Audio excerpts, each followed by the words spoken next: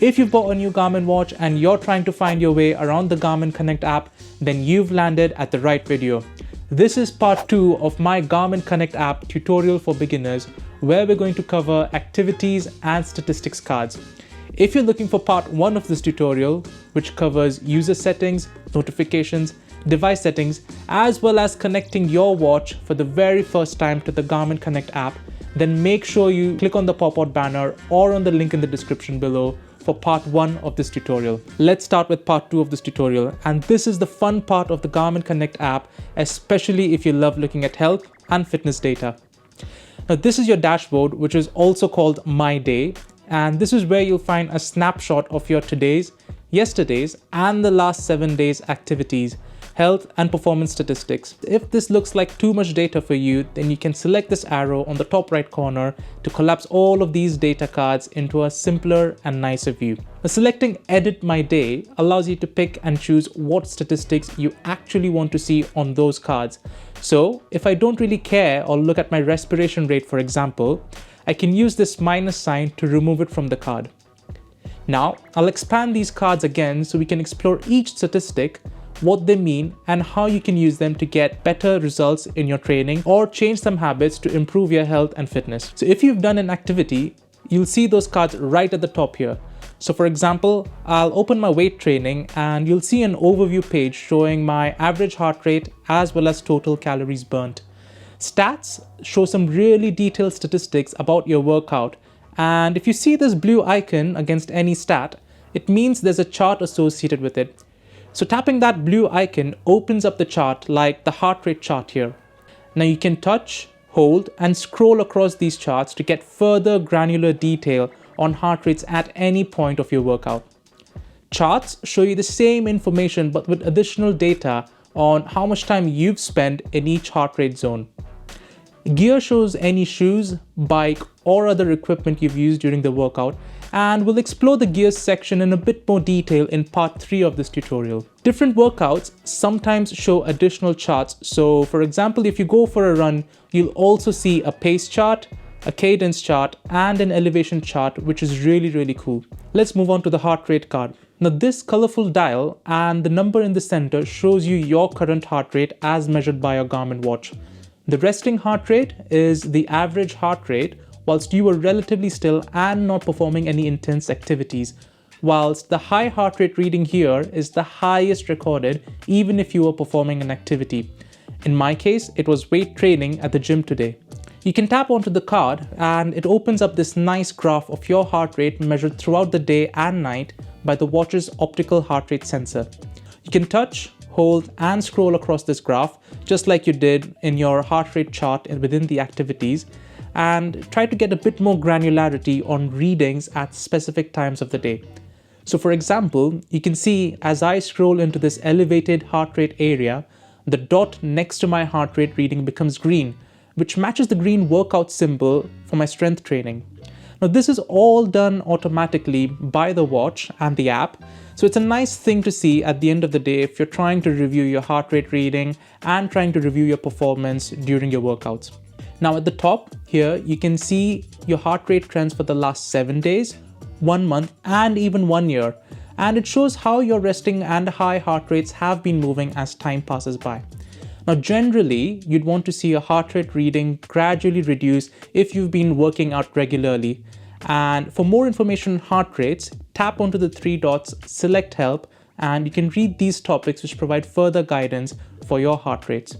Okay, let's talk about sleep score. Now the app will assign you a score out of 100 for your last night's sleep and judge its quality either as poor, fair, good, or excellent. Opening the sleep card will give you some pretty detailed information on each stage of your sleep. Selecting sleep score factors will open a list of different parameters to get even more insight. So for example, here the app states excellent for my stress levels whilst I was asleep, and it will give me a chart of stress levels throughout the night. There's some really good tips here on how to lower sleep time stress that I highly recommend you look at. Another cool feature here is the chart showing your different sleep stages during the night. What I like here is that I can toggle some initial parameters on or off. So for example, I can see how my body battery has charged up during the night, or how my heart rate fluctuates during the night as well. Now, body battery is Garmin's way of estimating how well you've rested during the night and how much energy you have to take on the day next morning by giving you a score out of 100. The higher the number, the more energy you have to take on physically intensive tasks during the day. The charged number here is how much your body battery has increased whilst you were sleeping, and the drained number here shows the energy you've expended during the day after you've woken up. Once you tap on the card, it will open a chart showing you the rise in your body battery during the night and the medium and high stress activities that resulted in energy drain. So for example, you can see how my workout in the morning caused this dip in energy levels. Then I was sat in the office working where my energy levels kinda stabilized, and then I was out and about again, resulting in a steady drain in my energy. You can toggle each metric on or off by selecting the buttons at the bottom. And again, you can see trends in your body battery or energy levels for longer durations by selecting either 7 days or 1 month. Ideally, you want to have a high body battery value at the start of the day or before you're about to start an activity. Having a low value at the end of the day is quite natural, so don't be alarmed or get stressed out if you see a number like 10 or even 5 before you get to sleep. You can select help at the top right corner of the app for further guidance on body battery. Now, the stress card here shows you how you've balanced your resting period, which by the way also includes your sleeping time, with various levels of stressful moments during the day. The app will give you feedback if you've had a relatively balanced day or suggest some changes if it detects abnormally high levels of stress with very few restful moments during the day or night. Garmin uses heart rate variability, or HRV, as a metric to estimate stress levels. To get some more insight into stress levels, how to mitigate it, and what HRV is, simply select the Help button at the top right corner of the app. Next, intensity minutes is the duration of your moderate and vigorous exercise where you maintained your heart rate at a higher heart rate zone. Once you open it, it's a really simple representation of how you achieved your 150 minutes during the week. And you'll see here I've done 46 minutes during the week, but only 5 minutes of moderate exercise today itself. Now, the steps card is again a pretty easy one to understand. It shows how your steps have accumulated during the day and how far you are from achieving your daily goal.